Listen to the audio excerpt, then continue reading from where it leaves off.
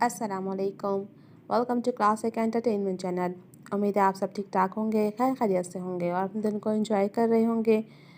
जी, तो कैसा गुजर रहा है आप लोगों का रमज़ान? कैसे गुजर रहे हैं रोज़े? अल्लाह का शुक्र है ठंडे ठंडे रोज़े हैं, ऐसी कोई गर्मी भी नहीं है अल्हम्दुलिल्लाह। तो अल्लाह का शुक्र है कि बहुत अच्छे गुजर रहे हैं मेरे भी, और उम्मीद करती हूँ कि आपके भी अच्छे ही गुजर रहे होंगे। अल्लाह पाक से दुआ है कि अल्लाह पाक हमारी तमाम तर इबादतें, हमारे रोज़े, हमारी नमाज़ें कबूल फ़रमाए अपनी रहमत से, और हमें इसका अच्छा अजर अता फ़रमाए, और हमारे इस माह मुबारक में हम सब की बख्शिश फ़रमाए। आमीन सुम्मा आमीन। तो जनाब, क्लासिक एंटरटेनमेंट चैनल पे जैसे कि आप लोगों को पता है कि बहुत सारे नावल्स ऑन गोइंग हैं जो आप लोगों की फ़ेवरेट लिस्ट में भी हैं, जिसमें है असीर सल्तनत, हुमा कुरैशी का नावल, जिसकी मैं एपिसोड आप लोगों के लिए लेकर आ गई हूँ। लेकिन एपिसोड स्टार्ट करने से पहले अगर आपने अभी तक हमारे चैनल को लाइक नहीं किया, सब्सक्राइब नहीं किया, तो जल्दी से लाइक भी कर दीजिए, सब्सक्राइब भी कर दीजिए और बेल आइकन को भी प्रेस कर दीजिए। तो चलें, अब मैं शुरू करती हूँ नावल की एपिसोड 27। सुबह का वक्त था। सब उस वक्त घर में ही मौजूद थे। अलबत्ता टीवी लॉन्च में पड़े 2 सीटर गुदास सोफ़े पर बैठा वो बड़ी नफ़रत से स्क्रीन पर चमकता उन दोनों का चेहरा देख रहा था। जहां 11 बजे की हेडलाइंस में सबसे पहली खबर उनकी शादी की थी, जब भी उमर आलमगीर साहब वहां आ गए थे। बाबा, न्यूज़ देखी आपने?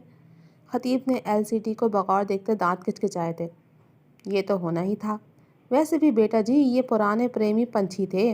अब यकीनन अपना कोई कारनामा ही होगा जिसको छुपाने की खातिर इस कदर आनन फानन निकाह किया है। वो सिगार का कश लगाते गलीज लहजे में कयास लड़ा रहे थे। Are you sure? वैसे आयरा मुझे ऐसी लड़की लगती नहीं है। पुरसोच दिखाई दे रहा था। तुम कहीं अब तक उस लड़की की मोहब्बत में गिरफ्तार तो नहीं हो? जांचती निगाहों से घूर रहे थे। मोहब्बत? वो एक लफ्ज़ी हुर्फ बोलता खामोश हो गया। दिल की अव्वलीन ख्वाहिश तो यही थी कि इस लड़की को निकाह में लेकर बाइज़्ज़त तरीके से रुखसत कराकर इस घर में लाऊं, मगर शायद वो बदकिरदार लड़की इस काबिल ही नहीं थी। लबों पर मुट्ठी जमाए जबड़े भींचे वो सख्त तैश में दिखाई दे रहा था। मैंने तो तुम्हें पहले ही कहा था कि मुझे उस लड़की के इरादे ठीक नहीं लगते, मगर तुम पर तो जैसे आशिकी का भूत सवार था। वो चालबाज लड़की हमें डबल क्रॉस करना चाह रही थी, मगर मैंने उसे कामयाब नहीं होने दिया। उस सिगार का एक गहरा कश लगाते इंतहाई नफरत आमेज लहजे में गोया हुए थे। क्या ख्याल है फिर? मुबारकबाद देने चलें? वो कमीनगी से मुस्कुराया। मेरा ख्याल है तुम्हें अपनी साबका महबूबा की शादी पर मुबारकबाद नहीं बल्कि ताज़ियत करने जाना चाहिए। वो बेटे को मायने ख़ैज़ी से घूर कर गोया हुए तो वह इस्तेहज़ाया मुस्कुराया। शादी हुई है डैडी, लड़की अभी मरी तो नहीं, हरगिज़ नहीं है। वो खबासत से मुस्कुराया। यानी तुम्हें अभी भी उस लड़की की शदीद तलब है? उन्होंने अब्रू उठाए। बिल्कुल, अब तो ये तलब शिद्दत अख्तियार कर चुकी है। वो पीछे को होकर आराम से बैठता बेगैरती का मुजाहरा कर रहा था। चलो फिर ठीक है, तुम अपनी तलब की तशनगी मिटाने का सामान तैयार रखो, मगर ज़रा ख्याल रहे इस बार तुम्हारा सामना मरवान सुल्तान से होगा। वो बावर करवाते लहजे में गोया हुए थे। बस डैड, आप देखते जाएं मैं करता क्या हूँ। उस 2 टके की लड़की ने मेरी मोहब्बत का मजाक बनाया है। अगर मैंने उसकी हस्ती का मजाक ना बना दिया तो मेरा नाम भी खतीब आलमगीर नहीं।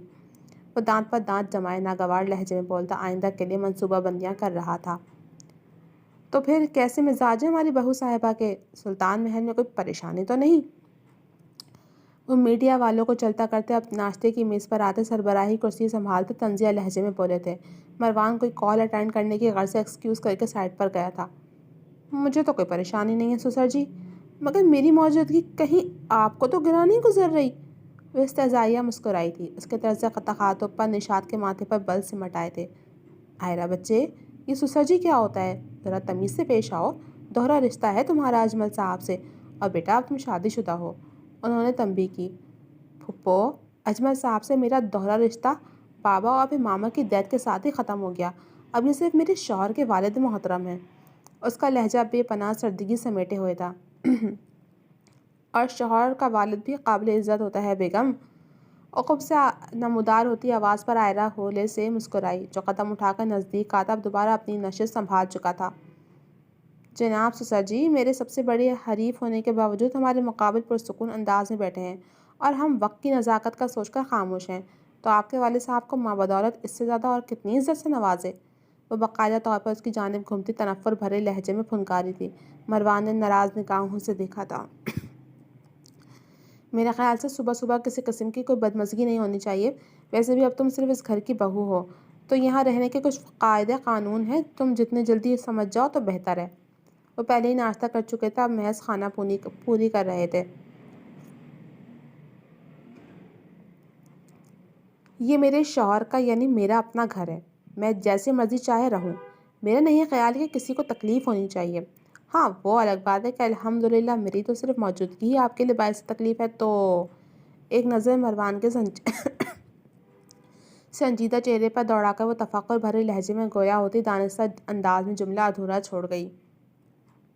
بیگم، یہاں درستگی کی اشد ضرورت ہے، یہ میرا نہیں اجمل سلطان کا گھر ہے، تو یہاں رہنے کے قاعدے قانون تو فالو کرنے ہی پڑیں گے، جو کہ میں اور مسز اجمل سلطان بھی کرتے ہیں۔ کیوں مما، بتائیں اپنی بہو پلس بھتیجی کو۔ اس بار وہ ماحول میں بڑھتا تناؤ کم کرنے کی خاطر شریر لہجے میں گویا ہوا تھا۔ سو تو ہے آئرہ بیٹا، اس گھر میں وہی ہوتا ہے جو آپ کے سسر صاحب چاہتے ہیں۔ آئرہ نے داد دینے والے انداز میں تنزیہ طور پر اجمل صاحب کو دیکھا تھا، جبکہ مروان اس کی شعلہ بیانی پر تعصب سے سر جھٹکتا، حلق سے گھونٹ گھونٹ جوس اتارتا سنجیدگی سے موبائل اسکرین دیکھ رہا تھا، جہاں الیکٹرانک میڈیا سے لے کر سوشل میڈیا کے ہر پلیٹ فارم پر بس انہی کے جوڑے کو مبارک سلامت پیش کی جا رہی تھی، تو کہیں لوگ اس شادی کو سیاست کا رنگ دے رہے تھے۔ وہ تعصب سے دیکھ کر رہ گیا تھا، جہاں ہر جگہ بس ان کی شادی کی خبریں ہائی لائٹس میں تھیں۔ سسر جی، کیا واقعی؟ اور جو موبائل سائڈ پر رکھتا ان دونوں کی جانب متوجہ ہوا ہی تھا کہ آئرہ کے طرز تخاطب پر زبردست قسم کا پھندا لگا تھا۔ نشاط نے جھٹ سے اٹھ کر بیٹے کی پیٹھ سے ہلائی، جو نارمل ہوتا بدچھمبے سے دیکھتی آئرہ کی جانب گھما۔ آئرہ، بیہیو۔ اپنے باپ کا ضبط سے سرخ پڑتا چہرہ دیکھ اس نے ہاتھ دبا کر باز رکھنا چاہا۔ او کم آن مروان، اب تم بھی پھپھو کی طرح کوئی لمبا چوڑا لیکچر نہ دینا کہ یہ تمہارے ماموں بھی ہیں اور پھپھا بھی، بلا بلا بلا۔ وہ منہ بسور کر ذرا بیزاری سے گویا ہوئی تھی۔ تو پھر یہ سسر جی کیا ہوتا ہے؟ اگر تمہیں ماموں نہیں کہنا تو بس خاموش رہو۔ اس بار مروان نے سخت لہجے میں تنبیہ کی۔ سسر کو سسر نہ بولوں تو کیا بولوں؟ تم بتا دو مجھے۔ وہ کینہ توز نگاہوں سے گھور کر بولی تھی، جبکہ نشاط بیگم تو بیچاری حوندہ کوئی یہ سب خاموشی سے دیکھنے پر مجبور تھی۔ انکل بول لو، یا مما سے رشتہ بدل لیا نا تم نے، تو بابا کو بھی پھپھا ٹائپ کچھ بول لیا کرو۔ مروان کے لہجے سے خفگی واضح تھی۔ پھپھا؟ سسر جی، یہ رشتہ آپ کی پرسنالٹی پر کچھ جچتا نہیں ہے نا؟ ان کی جانب گھومتی وہ شرارتی لہجے میں رائے لے رہی تھی۔ آج تمہارا اس گھر میں پہلا دن ہے، اس لیے تمہاری یہ غور افشانیاں برداشت کر رہا ہوں۔ اگر اس گھر میں رہنا ہے تو میرے بنائے گئے قاعدے قانون پر چلنا پڑے گا، ورنہ نکاح باہر کھڑا کروں گا تمہیں بھی اور تمہارے شوہر کو بھی، جس کی شے پر تم اتنا پھڑپڑا رہی ہو۔ دانت کچکچاتے انہوں نے اسے باز رکھنا چاہا، جبھی نشاط نے پریشانی سے مروان کو دیکھا تھا، جس نے ریلیکس رہنے کا اشارہ کیا۔ آپ اپنے بیٹے کو باہر نکال سکتے ہیں لیکن مجھے نہیں، کیونکہ یہ میرے نانا کا گھر ہے، تو اس وراثت میں میری ماں کا بھی شرعی حق ہے، اور آپ مما تو رہی نہیں، تو ٹیکنیکلی حساب سے ان کے حصے کی جائیداد کی مالک میں ہوں، تو سسر جی اب اس گھر پر میرا بھی اتنا ہی حق ہے جتنا کہ آپ کا۔ ان کی قہر برساتی نگاہوں میں اپنی چمکتی آنکھیں گاڑتی وہ شرارتی لہجے میں باور کراتی دور کی کوڑھی لائی تھی۔ مروان اور نشاط نے فوراً بے ساختہ عمر ڈالنے والی مسکراہٹ کا گلا گھونٹ دیا تھا۔ مروان سلطان، ذرا مرد بنو اور اپنی اس بے باک اور زبان دراز بیوی کو لگام ڈالو۔ آئندہ میں اس قسم کی فضول بکواس ہرگز برداشت نہیں کروں گا۔ میرے گھر میں رہنا ہے تو میرا حکم ماننا پڑے گا۔ انہوں نے بیٹے کی رند مریدی پر ٹوکنا ضروری سمجھا تھا۔ جی بالکل، مرد، بالکل آپ کی طرح کا مرد سسر جی۔ وہ جو اٹھ کر جا رہے تھے کہ پیچھے سے ابھرتی طنزیہ آواز پر ٹھہرے، ایک نظر بیوی کی تاریخ پڑتے چہرے پر ڈالی اور پھر خاموشی سے وہاں سے نکلتے چلے گئے، جبکہ مروان کی گھورتی نگاہوں کا مرکز اب آئرہ کا وجود تھا، جو بے نیازی سے بیٹھی ناشتے سے انصاف کرنے میں مصروف تھی۔ مل گیا سکون؟ پڑ گئی ٹھنڈک یا ابھی کچھ باقی رہ گیا ہے؟ نشاط بیگم کو پریشانی سے لب چباتا دیکھ وہ ذرا خفگی سے بولا تھا۔ تمہیں کیوں اتنا برا لگ رہا ہے؟ میں نے تو بس اپنا پرانا حساب برابر کیا ہے۔ اس کی بے نیازی عروج پر تھی۔ مما، آپ سمجھائیں اسے پلیز کہ کچھ خیال کرے، ایسے تو گھر کا ماحول خراب ہوگا۔ وہ اسے کچھ سخت سنانے سے گریز کرتا بے چارگی سے ماں سے مخاطب ہوا۔ میں کیا بولوں مروان، مجھے تو اب ان دونوں سے ہی ڈر لگنے لگا ہے، اور شاید اب تو یہ تکرار روز کا معمول ہو۔ تمہیں تو پتہ ہے اجمل غصے کے کتنے تیز ہوں، اور پھر آئرہ کی ہٹ دھرمی وہ خود بے بس دکھائی دے رہی تھی۔ او میری پیاری مما، آپ اس بیرسٹر بیگم سے ڈر رہی ہیں؟ بھائی آپ ساس ہیں، ذرا ٹائٹ کر کے رکھیں محترمہ کو۔ وہ شرارتی لہجے میں گویا ہوا تھا۔ آئرہ نے میز کے نیچے سے اس کے پاؤں پر پاؤں مارا۔ مجھے کیا ضرورت ہے اس کی ساس بننے کی، یہ تو میری بیٹی ہے۔ وہ آئرہ کو ناک منہ بناتا دیکھ پیار سے بولی تو وہ جیسے کھل اٹھی تھی۔ ایک بس آپ ہی میری اپنی ہیں، باقی سب تو میرے دشمن ہیں یہاں۔ وہ جلدی سے کرسی چھوڑ کر لاٹ سے ان کے گلے میں بانہیں ڈالتی مسکا لگانے میں مگن ہو گئی۔ مروان نے آنکھیں چھوٹی کی اس خطرناک لڑکی کو گھورا تھا۔ نہیں میرا بچہ، ہم ہرگز بھی دشمن نہیں ہیں تمہارے، بہت محبت کرتے ہیں تم سے۔ انہوں نے اپنے گلے سے لگی آئرہ کا گال ہولے سے تھپک کر کہا تھا، جو آج انہیں وہی چھوٹی سی آئرہ لگی تھی جو یوں ہی پھپھو پھپھو کہتی ان کے گرد باہیں ڈالتی جھول جاتی۔ سب نہیں، بس آپ، یہ بد دماغ سیاست دان بھی آپ کے شوہر کی طرح ہر معاملے میں بس سیاست ہی چمکتا ہے۔ اس نے ترچھی نگاہوں سے دیکھتے شرارت سے گھورا تھا۔ تمہیں تو میں آ کر بتاؤں گا، فی الحال میں ذرا کام سے جا رہا ہوں، اور پلیز تم گھر ہی رہنا، کہیں آنے جانے کی ضرورت نہیں۔ ماما خیال رکھیے گا ان محترمہ کا پلیز۔ وہ کافی دیر سے اضطرابی کسی کیفیت سے دو چار بار بار بلنک کرتی اسکرین پر ایک نگاہ دوڑاتا اب ذرا عجلت نے بولا تھا۔ ساتھ ہی اٹھ کر قریب آتے ماں کی پیشانی پر بوسہ دیا تو پھر سیدھا کھڑا ہوا۔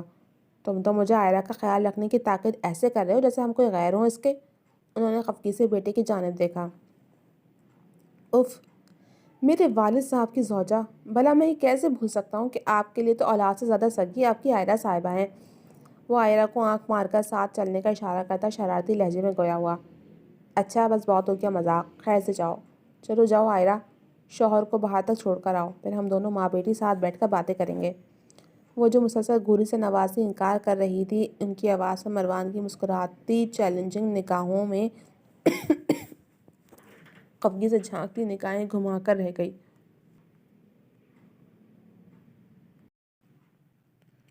چلیے مروان صاحب، وہ دونوں ان کی عقبی جانب کھڑے تھے جبھی ان دونوں کی شرارتیں ان کی نگاہوں سے مخفی تھیں۔ آ جائیں بیرسٹر صاحبہ، ویسے بھی مجھے آپ کے ڈھیلے اسکرو ٹائٹ کرنے تھے۔ وہ محبت سے اس کے گرد حصار ڈالتا فدا ہوتے لہجے میں بولا تھا۔ نشاط بیگم نے دل ہی دل میں ان کی دائمی خوشیوں کی دعا کی تھی۔ خوشی اور مسروریت ان کے بیٹے کے ہر انداز سے عیاں تھی، جو محبت کو پا کر حد سے زیادہ خوش اور پرسکون دکھائی دے رہا تھا۔ وہ آگے پیچھے ہی کار پورچ تک آئے تھے، جہاں مروان کو دیکھ گارڈز الرٹ ہو گئے تھے۔ وہیں اس کے اشارے پر رخ پھیر کر ایک طرف کو ہوتے فی الحال وہاں سے ہٹ گئے تھے، جو اب باقاعدہ طور پر آئرہ کی جانب گھوما تھا، جو آسمانی رنگ سوٹ میں ملبوس خود بھی صبح کی اجلی پہلی کرن سی لگ رہی تھی۔ مہکتا سرابہ اور روشن چہرہ حد درجہ اپیلنگ تھا۔ آئرہ، ہماری فیملی کے درمیان جو بھی اختلافات قائم رہے، مگر آپ آئندہ بابا سے بدتمیزی نہیں کریں گی، یہ میں آپ کی پہلی اور آخری غلطی سمجھ کر معاف کر رہا ہوں۔ اس کے سنجیدہ لہجے میں وارننگ واضح تھی۔ آئرہ نے بغور نگاہ بھر کر اس شاندار مرد کو دیکھا تھا، جو سیاہ رنگ شلوار قمیض سے ملبوس بھرپور مردانہ شخصیت لیے ہر لحاظ سے پرفیکٹ اور صرف اس کا نصیب تھا۔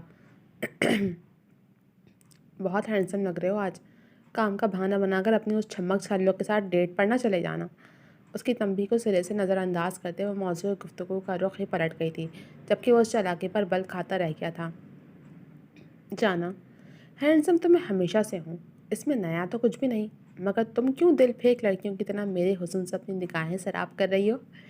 وہ ضبط کرتا شرارتی مگر متجسس لہجے میں بولا تھا۔ کیونکہ تمہیں گھورنا اور اپنی تشنہ نگاہوں کو سراب کرنا مجھ پر فرض ہے، اور خاص ثواب کا کام بھی۔ وہ ازلی بے باکی سے گویا ہوئی تھی۔ کبھی تو مشرقی لڑکیوں کی طرح شرما لیا کرو، شکوہ کرنا لہجے میں بولا تھا۔ آئرہ نے مسکراہٹ دبائی تھی۔ چلو پھر تم جاؤ، آج میں ذرا شرمانے کی پریکٹس کر لیتی ہوں، تاکہ آج تمہارا یہ شکوہ دور ہو ہی جائے۔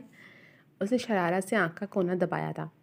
میری تو حسرت ہی رہ جائے گی کہ میری کسی جسارت پر میری بیوی شرما گھبرا کر میری پناہوں میں راہ فرار تلاش کرے۔ اس کے دلی حسرتوں پر آئرہ نے آنکھیں بڑی کرتے گھور کر دیکھا تھا۔ ویسے حد ہوتی ہے ٹھرکی پن اور بےہودگی کی بھی۔ مروان کی شوق نگاہوں سے لپکتے جذبات کی تپش محسوس کر وہ ایک پل میں سرخ ہوئی تھی اور ساتھ ہی خب سے نگاہیں چراتے کندھے پر ایک مکہ جڑ دیا تھا۔ میری خوخوار بیگم، اسے محبت کہتے ہیں۔ اس کا دمکتا چہرہ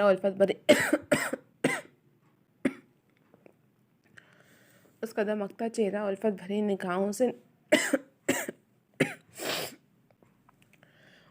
نگاہوں سے نہارتا وہ مخمور لہجے میں گویا ہوا تھا جس کے رخساروں پر اب حیا کی لالی پھوٹ پڑی تھی۔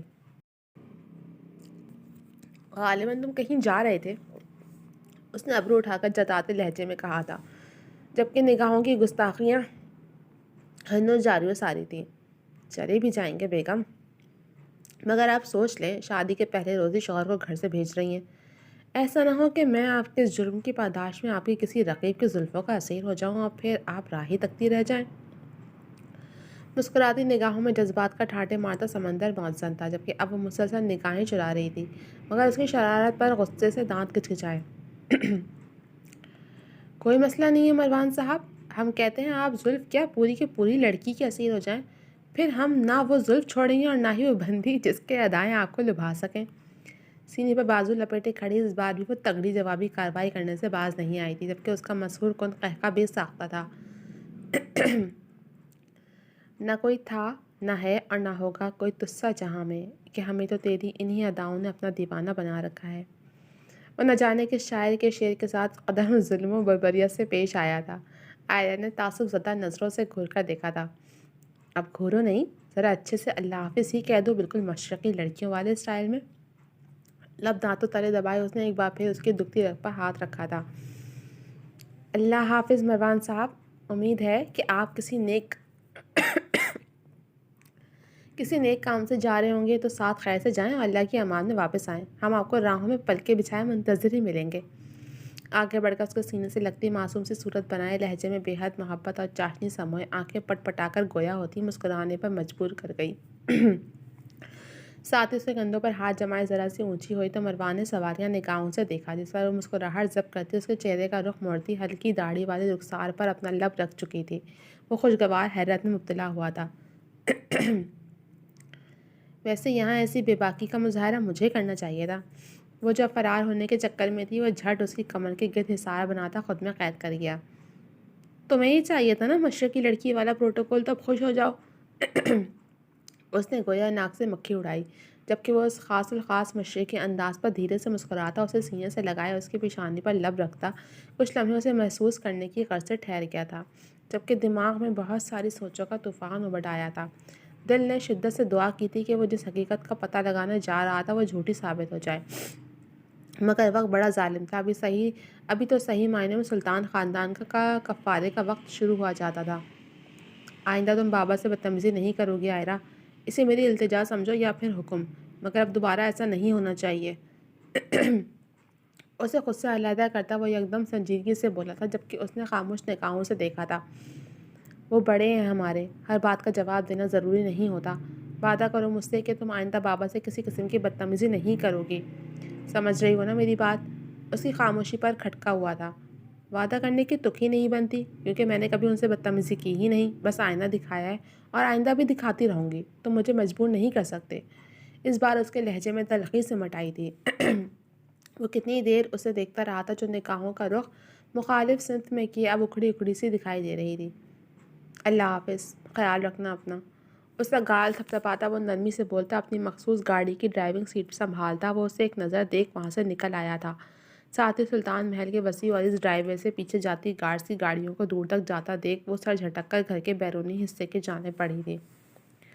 جی تو جناب، کیسی لگی آپ کو یہ ایپیسوڈ؟ امید ہے پسند آئی ہوگی۔ آج کی ہلکی پھلکی نوک جھونک سے بھرپور اور جوابی کارروائی عائلہ کی طرف سے بڑی مزیدار سی ایپیسوڈ رہی، مجھے تو بہت پسند آئی۔ آپ لوگوں کو کیسی لگی کمنٹ سیکشن میں اپنی رائے کا اظہار ضرور کیجیے گا۔ جب ملوں گی اگلی ایپیسوڈ کے ساتھ، تب تک کے لیے اجازت دیجیے۔ اللہ حافظ۔